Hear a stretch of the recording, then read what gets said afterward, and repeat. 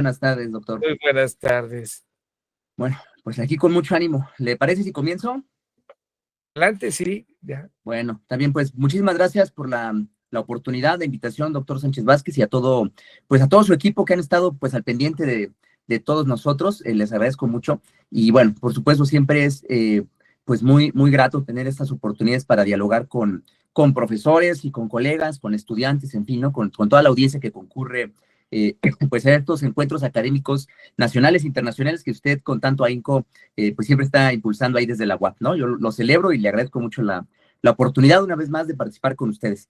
Bueno, pues el tema que yo quisiera compartir con ustedes en estos minutos, pues tiene que ver con la coyuntura de nuestro país, ¿no? Tiene que ver con los cambios por los que está atravesando nuestro país. Es un proceso, pues, de transformación, no solamente social, sino en la parte que más nos llega, digamos, a quienes trabajamos como abogados o como asesores, incluso como servidores públicos. Eh, Tiene que ver también es un proceso de renovación institucional y normativa, ¿no? También el derecho mexicano está cambiando, también las instituciones están cambiando, ¿no? Y esto es un hecho que yo creo que no podemos negar, más allá de pues la apreciación y la valoración que cada uno tenga sobre este proceso. Es un proceso histórico y es algo que está sucediendo, ¿no? Y lo estamos viviendo en este momento. Yo en particular me quisiera referir pues en el marco del tema general de este encuentro, ¿no? Sobre el Estado de Derecho democrático y social, pues yo me eh, específicamente a pues el asunto de la llamada reforma judicial, ¿no? Las nuevas disposiciones constitucionales en materia de poder judicial. Esto porque pues me preocupa un poco, hay dos cosas que me preocupan. Uno, por supuesto, ¿no? Un cambio tan importante con lo que puede implicar y pues todos los riesgos de su implementación, que no son riesgos distintos a los que suceden en la implementación de otras reformas importantes que ha tenido nuestro país en años y décadas pasadas, ¿no? Y que no son distintos de lo que sucede en procesos electorales como los que ya vivimos en nuestro país. O sea, tampoco es algo que, esos riesgos que se han señalado, pues no es algo que deba sorprendernos y me parece a mí tampoco son motivo para detener la reforma y tampoco me parece a mí pues que motiven las quejas a tal grado que haya que regresarnos, ¿no? Yo más bien creo que hay que ser cuidadosos y observadores pues como académicos, también como funcionarios, incluso como gente que tiene la capacidad, la posibilidad de realizar opinión pública, de formar opinión pública, pues debemos ser cuidadosos y responsables, ¿no? Pero eso es en todos los casos, ¿no? Eso por un lado. Y por el otro, pues realmente lo que me preocupa más es ver que desde los ámbitos académicos, desde el propio gremio, y diría yo, la comunidad jurídica nacional, grandes sectores de esta comunidad jurídica nacional, partícipes de una cultura jurídica que se ha venido también transformando y reconfigurando en los últimos 40 años, y es una cultura jurídica que se ha recreado bajo las condiciones del neoliberalismo, que sí existe. Yo todavía escucho gente que es negacionista, no digamos del capitalismo, del neoliberalismo. Bueno, el neoliberalismo sí existió y aquí en México, por supuesto que se vivió, ¿no? Y eso afectó también el derecho, pero no solo el derecho, también la cultura jurídica, la manera en la que la manera en la que está construido el derecho, se entiende el derecho, se enseña, se investiga el derecho y también pues afectó, por supuesto, digamos, los sentidos comunes, ¿no? El sentido común y los grandes acuerdos, los acuerdos básicos de esta cultura jurídica mexicana contemporánea o de la comunidad jurídica nacional, ¿no?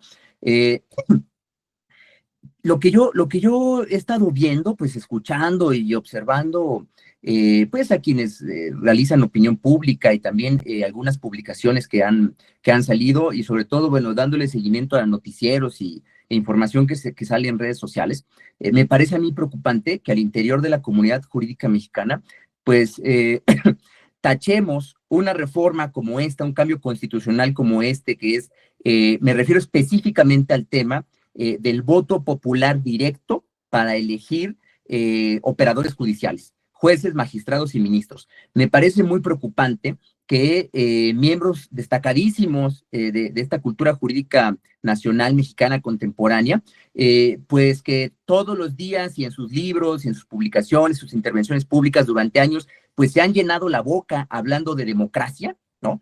Y de repente, cuando estamos en la opción histórica y se hace efectiva de conquistar un espacio más para la democracia, ¿no? Para que el pueblo de México pueda elegir autoridades, en este caso judiciales, pues más bien ahí estos grandes constitucionalistas, juristas, demócratas de nuestro país, pues más bien muestren un tamiz, que es el punto que me preocupa a mí, pues que me parece bastante, antidemocrático y literalmente, como dicen ellos, pero en otro sentido, contramayoritario, ¿no? Me parece una actitud bastante, pues, cuestionable y que sí es importante que revisemos de forma autocrítica, ¿no? Porque cuando avanza la democracia, un constitucionalismo de talante democrático, con los riesgos que ustedes quieran ver y los detalles que quieran ver, pero cuando eso avanza, entonces, quienes todo el tiempo están defendiendo la democracia bajo esta idea de democracia constitucional o Estado constitucional democrático de derecho, como le quieran decir, estos modelos pues extranjeros que hemos adoptado aquí en nuestro país, ahora les parezca que está mal, ¿no? Y que pues no es posible por un montón de argumentos que ahora me referiré a algunos de ellos. Yo creo que mucho de eso tiene que ver pues con creencias y con dogmas de esta cultura jurídica que se vino forjando durante la época del neoliberalismo, más que con análisis rigurosos, sin sesgo, y digamos, en todo caso, científicos, que hay, si es que hay cientificidad en el derecho, ¿no? A mí esta parte es la que más me preocupa, porque me parece que a lo que nos está mostrando es realmente la crisis ya no solamente de las instituciones y las normas jurídicas del neoliberalismo que estuvieron vigentes en nuestro país o han estado vigentes en nuestro país, sino también nos muestra la crisis pues de este sector de la comunidad jurídica nacional, de esta cultura jurídica neoliberal, que se muestra de diferentes maneras. En el momento en que jueces federales o ministros de la Suprema Corte de Justicia, los máximos operadores judiciales y además los máximos operadores jurídicos, la aspiración y la referencia de quienes estudian desde el pregrado, desde la licenciatura, desde el momento en el que ellos pueden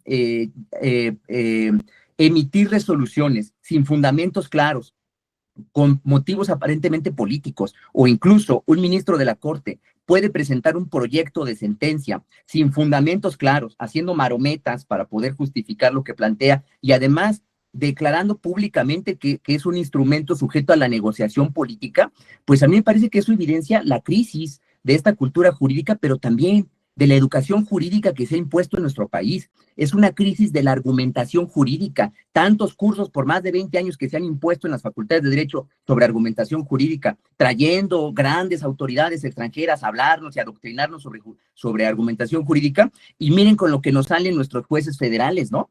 O sea, a mí me parece que nos habla de una crisis y es muy importante que lo veamos de forma autocrítica en este sentido, ¿no? Bien, me parece más bien, en todo caso, que tendríamos que estar defendiendo y pues siendo con nuestro juicio académico, crítico, por supuesto, y responsable, pues estar pugnando por construir de mejor manera estas instituciones, esta nueva normativa, esta nueva reglamentación, pues a partir del cambio constitucional que ya está ahí, ¿no? Esta elección popular por voto directo de jueces, magistrados, ministros de la Suprema Corte de Justicia, del Poder Judicial, perdón, y en su momento, pues también de los poderes judiciales locales. En el sentido de que, y estos son pues dos argumentos que yo presento y comparto ahora con ustedes, de que se trata de una, no solo confirmación, sino expansión de un derecho humano fundamental, un derecho político electoral de todas y todos los ciudadanos, como es el derecho de elegir a sus autoridades. No puede ser que vayamos hacia atrás en eso. Hay que ir hacia adelante y ser congruente con los principios de derechos humanos, particularmente el de progresividad, que todo el tiempo se está cacareando, pero que en los hechos, miren, pues sucede que a veces nos gusta, a veces no nos gusta. Yo creo que este es un paso hacia adelante en la expansión de este derecho político electoral, derecho fundamental, derecho humano básico, que expande la democracia y expandiendo este derecho, ¿no? Se expande la democracia expandiendo este derecho, dando posibilidad a que la ciudadanía pueda elegir a sus operadores judiciales. Yo creo que tendríamos que plantear la discusión en ese terreno y claro, criticar y contribuir de manera constructiva a perfeccionar ese camino por el que se están dando, ¿no? Eso en primer lugar. Frente a ello, pues se han hecho algunas objeciones muy importantes. Yo creo que por supuesto, hay que atenderlas. Ya para que recurramos a Luigi Ferrajoli que nos venga a decir qué está bien y qué está mal, ¿no? O al doctor Roberto Gargarella para que nos venga a enseñar, ¿no? Bueno, pues quiere decir que tenemos que pensarlo con mucha seriedad nosotros aquí en México, que es un problema de nosotros, ¿no? Aquí en nuestro país. Bueno, el tema de la imparcialidad y el tema de la independencia judicial, ¿no? Mire, tiene razón el doctor Ferrajoli cuando dice que la legitimidad prístina del operador judicial radica en su apego a la legalidad. Solamente puede juzgar según lo que establece la norma. Claro, recabando los elementos que están presentando las partes en el proceso. Por supuesto que sí, eso no se mueve. No puede estar decidiendo a partir, pues, de presiones, de intereses, etcétera, etcétera, ¿no? En eso tiene toda la razón. Lo que no me queda a mí claro es de qué manera este cambio constitucional afecta ese principio de legalidad en la operación de los juzgadores, ¿no? Me parece que ahí se ha, pues, exagerado, o por lo menos no se ha hecho con precisión el análisis, ¿no? Por un lado, y por el otro, pues parece más bien un prejuicio político y una consigna política, pues estas críticas que se han lanzado, porque se puede afectar tanto la imparcialidad como el principio de independencia judicial, ¿no? Habría que recordar que son principios que lo que están cuidando son los derechos del justiciable, en tanto que se presenta a juicio, en tanto que acceso a la justicia y proceso debido. No son garantías para otras autores, son garantías para los propios justiciables, ¿no? Y no está claro de qué manera se afecta con el hecho de que se puedan elegir por voto popular y directo a las autoridades judiciales. Eso a mí me parece que no está conectado de manera automática y en todo caso habría que esclarecerlo, y es un argumento que me parece, perdón para los expertos en argumentación jurídica, pero por eso les digo que están en crisis, pues me parece un argumento del todo falaz. Y se los digo no como abogado, se los digo como filósofo, ¿no? Yo estudié lógica estudiando filosofía y sé que ese es un argumento falaz, ¿no? Por un lado. Y por el otro, me parece también que la discusión avanza en un segundo rubro muy importante, que tiene que ver con esto con el asunto de la división de poderes, ¿no? Habría que recordar qué es lo que dice la Constitución mexicana, artículos 39, 40, 41, por ejemplo. La forma de gobierno, ¿no? Como una república democrática, representativa, laica, federal, ¿no? Bueno, a mí me parece que no nos hemos percatado de que esta reforma en el Poder Judicial para elegir por voto popular y directo a los operadores judiciales, pues perfecciona de alguna manera el mandato que ya está contenido en nuestra propia Constitución. No ahora, hace más de un siglo, ¿no? Ya está ahí esto de que la forma de gobierno sea de que en contra de eso, por un lado, la división de poderes y por otro lado, pues las funciones que se deben llevar a cabo, bueno, la función jurisdiccional o el principio de legalidad que rige y da legitimidad, en principio, junto con otros elementos, pero que legitima la propia función jurisdiccional. ¿En qué es contradictorio? Al contrario, me parece que desarrolla y perfecciona un mandato constitucional relativo a la propia forma de gobierno. En vez de esto, lo que se ha venido pues objetando, ¿no? Pues en meses, porque ya llevamos meses en esto, pero pues más se recrudeció en las semanas anteriores, pues es el hecho de que se diluye, desaparece la división de poderes, ¿no? Claro, todo eso pues trayendo los fantasmas del viejo PRI, ¿no? De eso es un poco trayendo eso en el sentido de que el presidencialismo mexicano se coloca por encima de los poderes y ahora no hay esta idea de los contrapesos o la idea del órgano que es contramayoritario, ¿no? Yo veo ahí distintos problemas porque no estamos revisando con cuidado, y aquí se los digo como politólogo, no como filósofo, no como abogado, sino como politólogo, pues no estamos revisando la especificidad del nuevo régimen mexicano, político mexicano. Estamos retrotrayendo, estamos proyectando el régimen del viejo PRI al presente, y yo creo que son situaciones muy diferentes, ¿no? Eso en primer lugar. Y en segundo lugar, pues yo creo que hay que revisar muy bien toda esta idea tanto del papel del operador judicial, ¿no? Y lo que llaman el activismo judicial, por un lado, y por el otro, el asunto de que los poderes judiciales, en tanto tribunales constitucionales u órganos controladores de la constitucionalidad, del ejercicio del poder, etcétera, pues son órganos contramayoritarios. También me parece un dogma pues de esta narrativa liberal moderna burguesa, que es muy importante que revisemos y que no aceptemos a priori, sino que la revisemos con cuidado y a conciencia, ¿no? Porque, pues, no es curioso que exista un órgano contramayoritario. ¿Cuál es la primera minoría que se protegió con esta idea? No fueron minorías étnicas, no fueron los afros, no fueron los indígenas, no fueron las mujeres pensando que eran minoría, no fueron esos.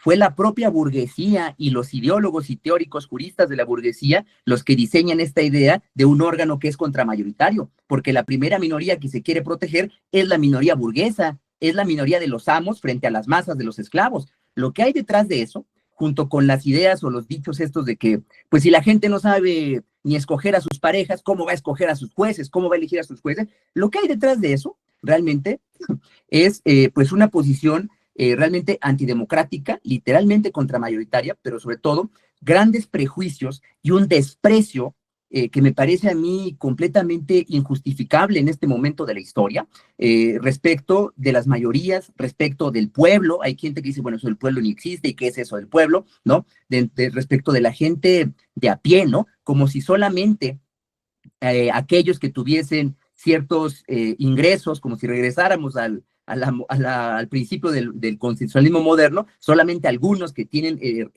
interés efectivo en los asuntos públicos son quienes pudiesen participar de estos asuntos públicos, o como si solamente aquellos que saben porque tienen una cierta formación son los que pueden opinar o participar o votar o decir algo importante en relación con los asuntos públicos. A mí me parece que eso es un gran error y es un gran prejuicio, y habla pues de la crisis en la que estamos, que es una crisis ideológica, porque hemos aceptado y adoptado un montón de principios y dogmas liberales, reaccionarios, de derecha, típicamente conservadores, que ahora pues se han evidenciado por la discusión y los debates que ha habido, ¿no? Y lamentablemente vamos a tener que reconstruir esto, y es la oportunidad histórica para el gremio y para la academia de salir adelante de esto con una posición pues que realmente respalde el constitucionalismo democrático, no simplemente las posiciones liberales burguesas o estos dogmas académicos que se repiten en Europa, en América del Sur, y que nos traemos nosotros y los compramos muy baratos. Yo creo que es muy importante que avancemos en otra dirección con un pensamiento crítico propio en la idea de construir las mejores instituciones y el mejor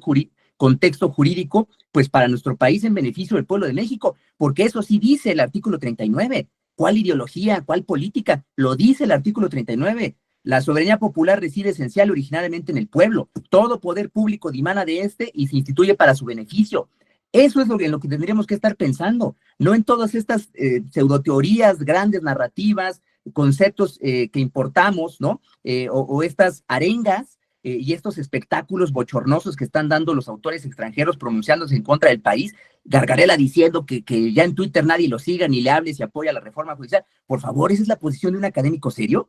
¿No? La carta reciente del propio Atienza, Ferrayoli prestándose sin estar bien informado a pronunciarse como se pronunció en TV Justicia. En fin, a mí me parece que esto nos da cuenta de la crisis en la que estamos, y es un momento, como toda crisis, para salir avantes, reconstruirnos, ¿no? Y llevar adelante un pensamiento jurídico distinto a favor de los derechos humanos, para empezar, este derecho político electoral de votar y de ser votado, de expandir el acto de la democracia electoral a un campo, a una institución, a una instancia que estaba vedada hasta hace muy poco, como son los poderes judiciales, y también llevar la democracia como forma de gobierno, pues no solamente a los órganos típicos como el legislativo, el ejecutivo, sino también al poder judicial. A mí me parece que es una oportunidad muy importante y que podemos pensar el asunto pues de otra manera, ¿no? Sin estos sesgos que son para mí sesgos ideológicos, no son científicos, ¿no? Y que pues más bien nos han puesto pues como un antagonismo, ¿no? Y han generado pues reacciones muy adversas al interior del gremio. Yo he visto cómo pues grandes mayorías que están en contra de la reforma de esta comunidad jurídica nacional, pues se la pasan insultando y atacando vorazmente a quienes nos hemos pronunciado pues a favor, o a quienes hemos llamado a que se piense dos veces lo que se está diciendo. Me parece que esa no es la manera, esas no son las formas en las que la academia debe conducirse, y mucho menos son las formas en las que pues quienes tenemos la posibilidad de expresarnos públicamente y construir opinión pública, pues debemos hacerlos. Esas no son las formas democráticas, no es esa la ética del discurso, y se los digo porque, bueno, tuve la oportunidad de estudiar con el profesor Jürgen Habermas en Alemania, y les digo, esos no son los principios de la ética del discurso, ¿no? Sí es muy lamentable, me parece que son, pues, indicadores de la crisis en la que estamos pasando, pero es un momento pues, de oportunidad también. Yo celebro espacios como este donde podemos pronunciarnos de esta manera y seguramente con las intervenciones del conjunto de todas y todos nosotros podemos sacar pues conclusiones y también propuestas constructivas para seguir avanzando y construir realmente pues un Estado de Derecho democrático y social, siguiendo la mejor tradición de constitucionalismo de nuestro país, que es el constitucionalismo social, y además poniéndonos a la vanguardia como estamos ahora al democratizar el poder judicial en todas sus instancias y niveles, no solamente algunos, sino la totalidad. Eso también eso es una discusión de vanguardia que pone al constitucionalismo mexicano al frente pues de las discusiones mundiales, globales sobre el tema, como en su momento hace más de 100 años fue también la inclusión de los derechos sociales y los principios nacionalistas en la Constitución de 1917. Por eso me parece un tema pues muy importante y pertinente para el encuentro que nos reúne pues este mediodía. Bueno, doctor, pues eso es lo que yo tendría que compartir con ustedes por ahora. Muchísimas gracias, maestro Raimundo Espinosa Hernández. Realmente ha sido muy interesante su plática de esta disertación, como siempre, provocativa, a la reflexión, a la crítica. Y bueno, mi respeto, mi admiración y agradecimiento de siempre para el maestro Raimundo Espinosa Hernández. Un fuerte aplauso. Bien. Contrario, doctor, muchas gracias a usted. Hasta luego. Vamos